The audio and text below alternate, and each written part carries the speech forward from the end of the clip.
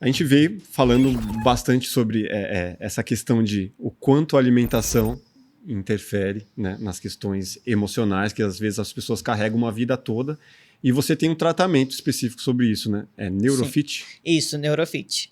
Conta um pouquinho, como que é isso? Ele foi criado por mim, por minha causa mesmo, que eu era nutricionista, mas eu tinha muita compulsão. Eu era muito acima do peso, vivia em efeito sanfona, e por mais estudo que eu tivesse, né, eu já tinha 4 pós-graduações na área, eu não conseguia seguir aquela dieta. Então, às vezes, eu estava fazendo tudo certinho, de repente, eu comia até os rebocos da parede. E eu falava, gente, tem que ter alguma coisa a mais, né? Porque se não é falta de conhecimento, não é saber o que eu tenho que comer, o horário que tem que comer, realmente eu não consigo.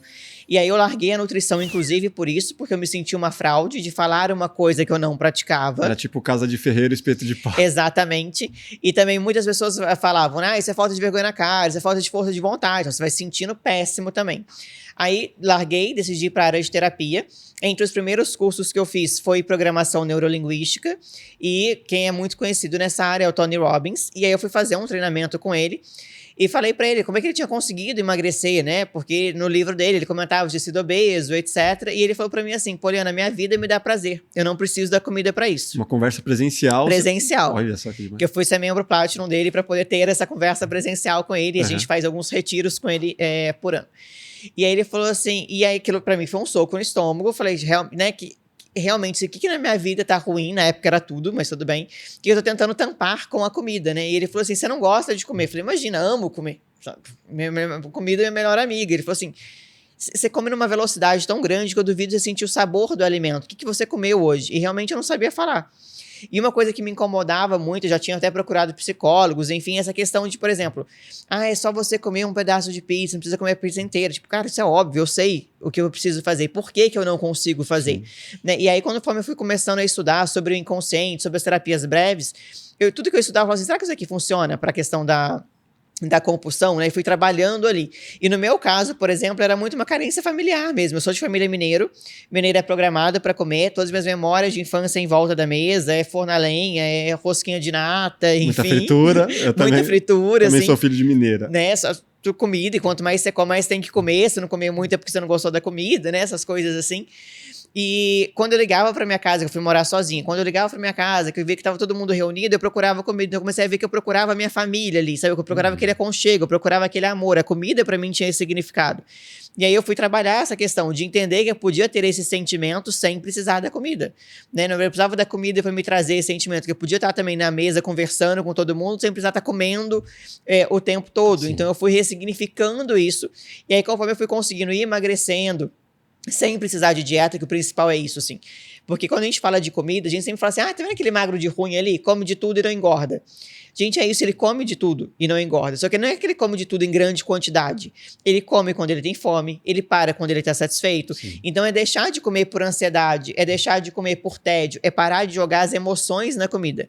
Né? Então assim, a gente tem o nosso inconsciente, que é 95%. 95% do meu inconsciente precisava daquilo ali pra me trazer um sentimento positivo. E tinha 5% meu só querendo emagrecer, querendo ter controle na comida. Então quando você consegue reverter isso, fica uma coisa natural. A comida não é algo que eu tenho que pensar, sabe assim? Ou de ter aquela preocupação do que, o que eu vou comer? Ou, ai meu Deus, aqui não tem nada diet pra eu poder comer, sim, sabe assim? Isso é uma coisa realmente... Não é uma neura, né? Exatamente, normal, como é pra uma pessoa que, por exemplo, deve ser você que nunca teve um problema disso, sabe assim? Que nunca é uma questão, assim, tipo... normal pra mim comer um pedaço de pizza e parar. Né, pra uma pessoa que tem compulsão, não é normal. A primeira vez que eu falei, tô satisfeito, eu queria soltar fogos. Falei, gente, eu falei que eu tô satisfeita. Porque era uma coisa assim, era um vazio que nada preenchia, sabe? Mas o discurso de é possível emagrecer comendo de tudo, pra muitos parece charlatanismo, né? Não, não é possível. Porque eu acho que as pessoas pensam assim, eu vou comer de tudo, então a cada hora eu tô comendo uma pizza inteira, sabe assim?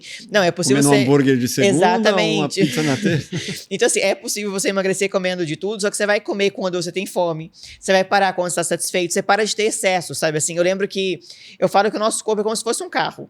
Então se você vai num posto de gasolina, quando seu carro tá na reserva, e você para de colocar gasolina quando o seu tanque tá cheio, porque senão você vai estragar o seu carro. A gente teria que ser a mesma coisa, só que a maioria das muitas vezes quem tem compulsão é assim, nossa, tem um bolo aqui, deve estar gostoso, né? Eu vou comer, eu tô com fome? Não, mas é gostoso, é um bolo daqui. Sim. Sabe, parece que você tá indo pra Etiópia, parece que você tá indo pra guerra, você tem, sabe? Tipo, é o último bolo da vida. É, como se fosse acabar, sabe? Assim, tem que comer tudo agora, amanhã não vai ter. Não, é uma coisa assim, tipo, nossa, esse bolo realmente é gostoso, quando eu tiver fome eu como. Sim. Sabe, assim, você ou para tem que de comer na frente dos outros, né? Exato. Tipo, sei lá, tem 3 pessoas, puta, deixa eu pegar aqui, porque senão ele vai pegar e eu vou ficar senão vai nada. acabar. Tem gente que às vezes fala assim, não, deixa eu comer, porque eu vou sair. E aí pode ser o quê? Que você tá indo pra guerra. Tipo, na rua tem comida. Qualquer canto que você vai, qualquer posto de gasolina, você pode comprar uma coisa pra comer, uma padaria, um restaurante. Não, deixa eu comer agora, porque eu vou sair. Vai que o quê, sabe assim? Eu brinco com a minha cunhada que sempre que sai com as crianças, ela leva bolacha, ela leva uma coisa assim. Eu falo, meu, precisa? Né? Ela fica meio brava, assim, ó. De novo essa bolacha aí você tá levando. Mas parece ter um medo, né? Tipo, não vão passar fome, não vai ter o que comer. Tipo, você acha algum lugar pra parar, pra poder comer e tal. Então, são crenças que a gente tem na nossa cabeça que é o que vai prejudicando, Isso, né? pode criar uma compulsão na criança? Pode. Desse negócio de, puta, sempre tem que ter uma coisinha pra mastigar. Sim, você vai criando esse padrão na criança, né? De tipo, nossa, eu tenho que comer, eu tenho que me programar, passar fome, come. Tem que ter muito cuidado com criança. Eu lembro do meu sobrinho mais velho, quando ele era pequeno, sempre que ele comia o prato todo, minha irmã fazia uma festa que parecia que eu tinha passado em Harvard. Eu falava pra ela, para com isso, porque ele vai começar a comer pra te agradar. Ele vai começar a comer para ser aplaudido, sabe? Assim, então ele vai ter compulsão, ele vai ter acima do peso. Porque a gente tem que respeitar que o estômago da criança é muito menor do que o nosso. Sabe? Assim, tem essa coisa de, tipo, tem que comer tudo. Uma das coisas que mais prejudica é essa coisa, não pode deixar comida no prato. Então você vai colocando excesso que a gente não precisa, né? E você vai criando um padrão de comportamento que a gente vai desregulando, que a gente chama de nosso termostato da fome. Que uma criança, quando ela nasce, ela chora quando ela tem fome e ela larga o peito, a mamadeira, quando ela tá satisfeita. Ela vira a cara pro prato. A gente que vai aprendendo a fazer comer mesmo já estando satisfeito. Sim. E a gente vai desregulando isso. E depois, para regular, né? Igual tem gente que brinca, né? Tomei o biotônico lá para abrir o apetite e nunca mais fechou, né? Então, assim, para regular depois é difícil. Mas é super possível. Então, por exemplo, hoje eu não faço mais dieta nenhuma. Eu como tudo que eu quero, assim, mas eu como quando eu tenho fome. Isso não é uma coisa, eu cheguei, tô satisfeito, tem um bolo na mesa, vou comer porque tá aqui. Sabe assim, eu falo que antes eu andava no shopping, eu via alguma coisa e falava assim, nossa, eu gosto disso, né? Vou comer. Nossa, eu gosto disso, vou comer. Eu falei, mesmo quando você passar, cada posto de gasolina que você passar, você fala assim, deixa eu abastecer. Não faz o menor sentido, não, né? Não faz. E qual que você percebe que é o grande diferencial de tratar através do psicodélico essa questão alimentar? Trata-se também ou não? O Neurofit é totalmente à parte, não tem a ver com o psicodélico? Não, trata-se também. Eu faço sessões do psicodélico e Neurofit, porque o psicodélico ele vai na raiz do problema, né?